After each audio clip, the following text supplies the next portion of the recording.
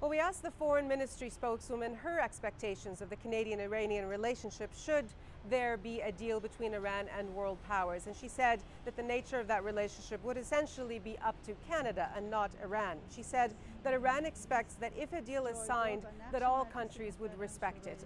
But she later added also that it was Canada that behaved, quote, against the diplomatic norms when it decided to suddenly shut down its embassy here in Tehran. And she said it was that decision that led to a tense relationship between the two countries. She also then added that a realistic and logical view of Iranian issues may help the Canadian government to change its view. Now, of course, all of this talk is in theory because the deal has not yet been signed and the negotiations are still continuing. And on that subject, the Ayatollah here, Khamenei, spoke last night to the nation, setting what appeared to be new red lines as far as the deal or a prospective deal might go. He said that he would not allow foreign inspectors, for example, to visit military sites here in Iran. He also said that Iran rejects the idea of a long-term curb on its ability to conduct nuclear research. Now, all of this has been described variously as either a pullback from previous positions, a direct challenge to the U.S., or perhaps as a negotiating tactic.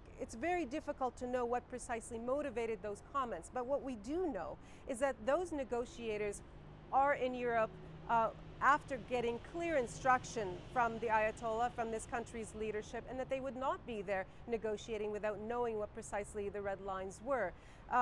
However, it may be very important for the leadership here to show that Iran isn't willing to accept just any deal, that perhaps it has to show some strength in its negotiations with the West. That is important to maintain the support for the talks, because although the majority here appear to be supportive of the talks and the Ayatollah has counseled people to be supportive of the negotiators, there are people who are very skeptical about where this might go. We will not know precisely what motivated those comments, how they might affect the talks until they progress further.